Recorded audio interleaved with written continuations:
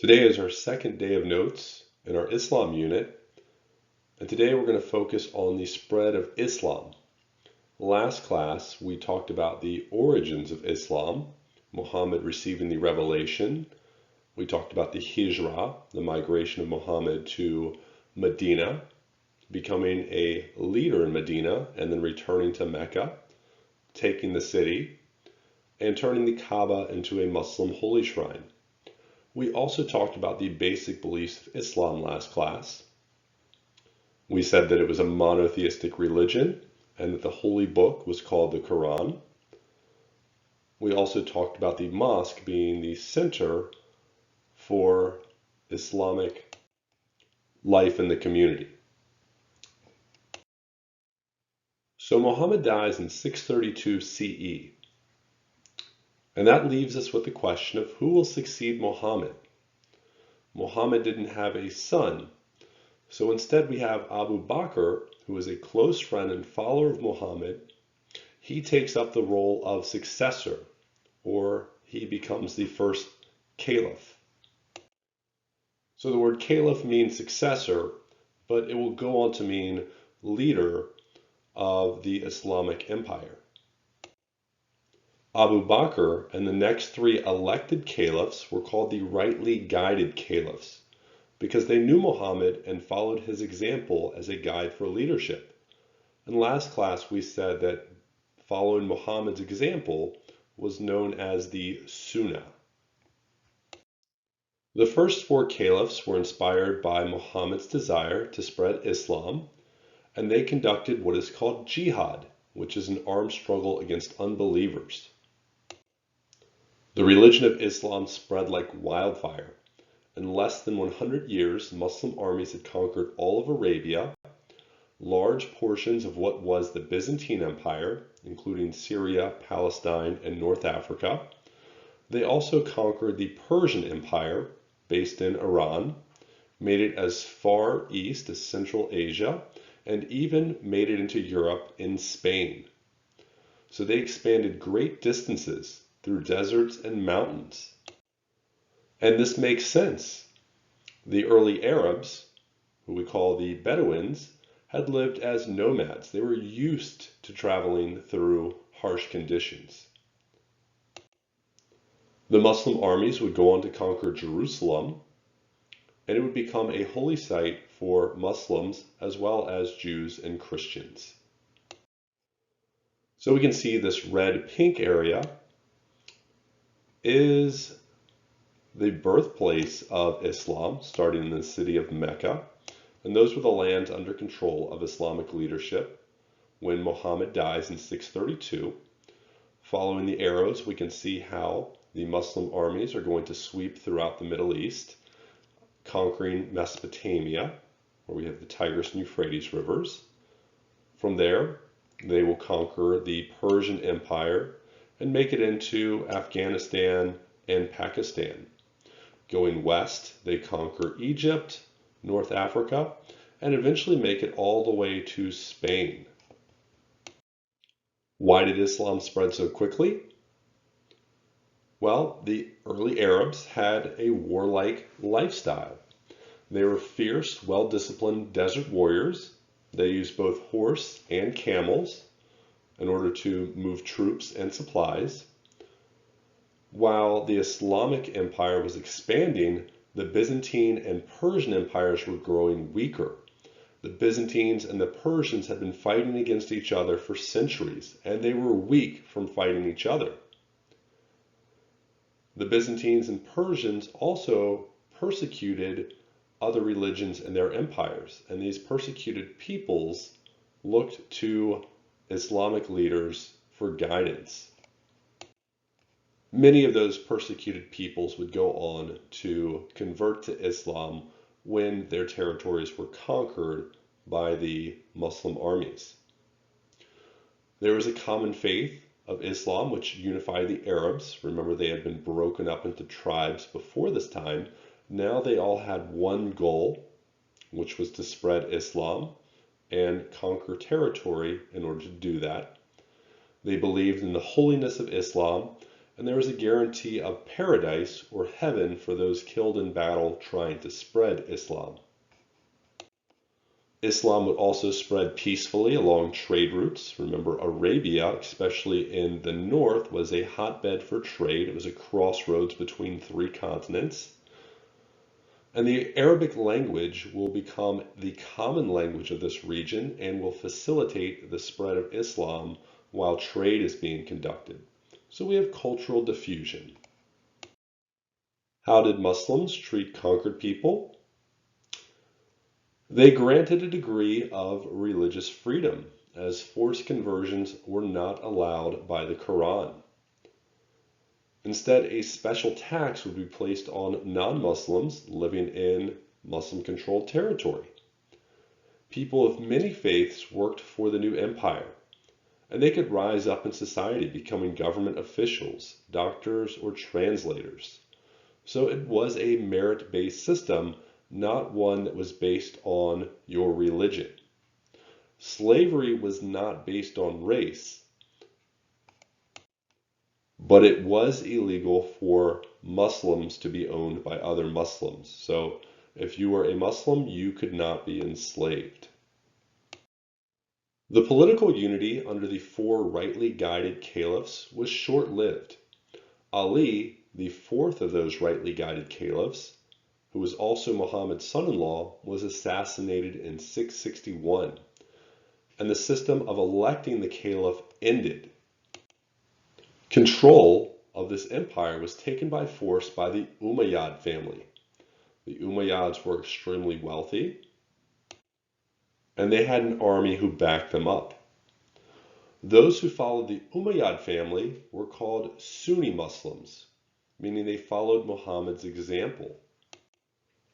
But there was another group that also emerged, the Shia, or party of Ali, Ali being the caliph who was assassinated. And the Shia believed that the caliph must come from Muhammad's family. So that's going to be the big difference between these two branches of Muslims. The Sunni believe that anyone can be the leader of this Islamic empire so long as they follow Muhammad's example, the Sunnah, while the Shia believe that the caliph, the leader, must come from Muhammad's family. So we can see this breakdown between Sunni Muslims and Shia Muslims. The Sunni believe the caliph should be chosen by the people, and it started out that way, but the Umayyad family would take power by force.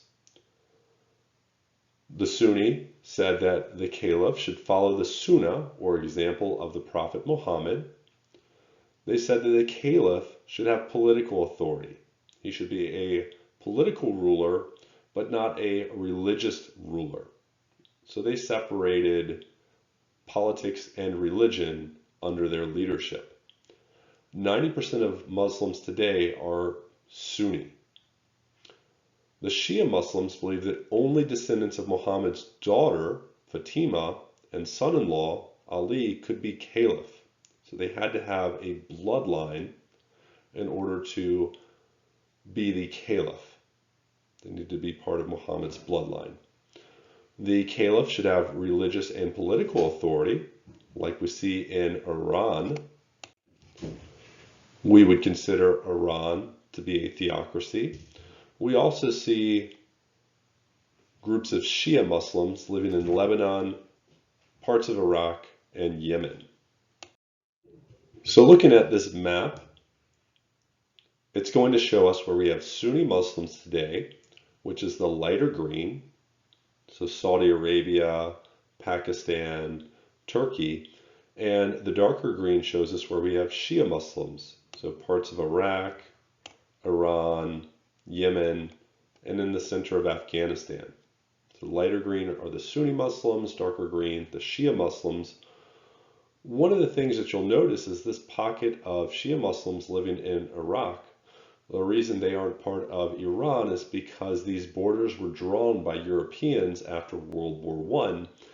And one of the things that they did was they would try to get different groups living in one country, figuring that these Sunni Muslims and Shia Muslims would fight against each other rather than fighting against the colonial powers.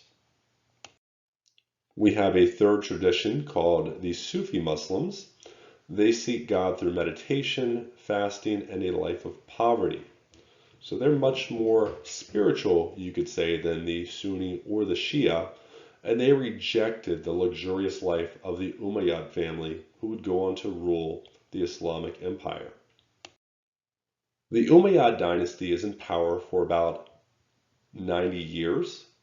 They were a very wealthy family. They're going to move the capital to Damascus, which is in Syria. They thought that Damascus would allow them to conquer territory easier, as it was much further north than Mecca, but this upset Arab Muslims who said it was much too far away from Mecca. The Umayyad family did not follow the simple life of the Prophet, and they surrounded themselves with wealth. So they were seen as not following the Sunnah anymore. They would rely on local officials to run the government. They would report back to the Umayyad family. But there's growing tension between wealthy and poor Muslims. As the Umayyads were incredibly wealthy, there was a huge gap between the rich and the poor, and there was discontent among non-Arab converts to Islam who had fewer rights. If you were a Persian or a Turk who converted to Islam, you were treated as a second-class citizen.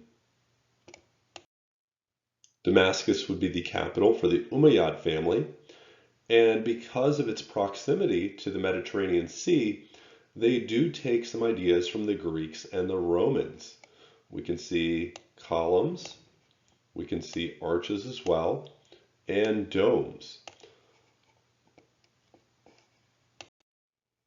So we have a blend of cultures, and we can see that with the Greek columns, and if we look at the capital of the column, it's a Corinthian column. But we can also see the arabesque designs that come from Arabia on the sides of these buildings. We can see how far the Umayyad dynasty stretched from Afghanistan and Pakistan in the east. They controlled Mesopotamia, all of Arabia, Egypt, North Africa, and Spain. Cordoba would be the most important city in what would become the Kingdom of Al-Andalus under Muslim control. The dynasty that follows the Umayyads are the Abbasids, and they last for a much longer period of time. Their dynasty goes on for about 500 years. They began as rebels who overthrew the Umayyad dynasty, murdering much of the Umayyad family. And like the Umayyads before them, the Abbasids would also move the capital. They would set up the capital in a small city near the Tigris and Euphrates rivers, the area we call Mesopotamia, and this city would become Baghdad, which is in modern-day Iraq. Over time, it becomes larger and more grand than even Constantinople. It's on a major trade route going from Asia to Europe. You would cross through Baghdad. And the Abbasids gave more rights for converts to Islam. Again, if you converted to Islam, you were treated much better than how the Umayyads had treated those converts. One of the ways that I remember that the Umayyad capital was Damascus and the Abbasid capital was Baghdad is UDAB, U-D-A-B. Umayyads Damascus, Abbasids Baghdad, UDAB. So looking at this map, we can see that the Abbasid dynasty was not as big as the previously mentioned Umayyad dynasty. They had lost North Africa as well as Spain. And the survivors of the Umayyads would go on to rule Spain. The original capital under Muhammad and the four rightly guided caliphs was Mecca, here in Arabia. The Umayyads would move the capital to Damascus. right next to the Mediterranean Sea. And then the Abbasids would move the capital to Baghdad in Mesopotamia. Here we can see some of the structures of Baghdad.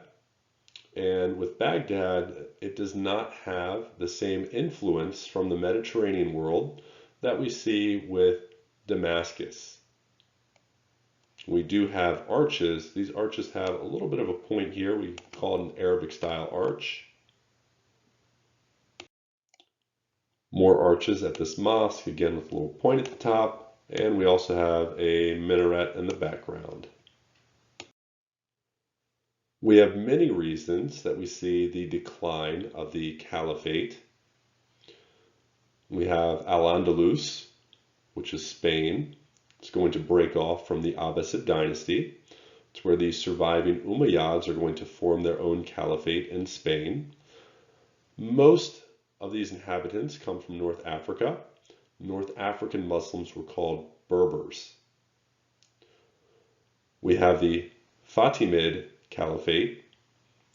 This was ruled by Shia Muslims who lived in North Africa. Again, they had also broken off from the Abbasids, and they claimed descent from Muhammad's daughter, Fatima. We will also see Crusaders capture Jerusalem, which was a holy city for Jews, Christians, and Muslims, and they would put this area of the Middle East under Christian control for 150 years. We'll be talking about the Crusades in a couple of units. And we've got the Mongols, who end up sacking Baghdad in 1258, and they kill the last caliph. Interestingly enough, the Mongols, after destroying Baghdad, would go on to convert to Islam themselves and rule this area. Muslim armies would attempt to advance from Spain and into France, trying to spread Islam to the rest of Europe. They were stopped in 732 by Charles Martel at the Battle of Tours. We'll talk about the Battle of Tours in more detail when we get to the European Middle Ages. But this was a big moment in history and really could have altered the course of history had the Muslim armies been successful. Upon winning this battle, Charles Martel took the name Charles the Hammer. The Muslims had developed strong trade networks. They traded throughout the Mediterranean Sea. They traded in the Indian Ocean, where they would move spices from India to the Middle East. And they would also use the Silk Road, bringing items like silk and porcelain from China to the Middle East. The Arabic language and a common currency called the dinar promoted trade. When we're all using the same form of money, it makes exchanging that money much easier. Banks also encouraged trade. Banks would loan money and hope to get a bigger return should a trade venture be successful. We also see the idea of checks. They were called saks in the Islamic world. The idea that you could put your money in a bank, they would give you a piece of paper with how much you are owed and take it to another bank somewhere else, would help you travel safely without losing your money in the process, having someone take it from you. Finally, we have the bazaar. The bazaar was a marketplace. Most of the time, these were outdoors, but in this case, this is built more like a mall and has a roof. So a bazaar was where you would go to trade your goods, get what you need, take it back home with you. So that's going to be it for notes. This was day 2 of our Islam unit. And we have one more day of notes left.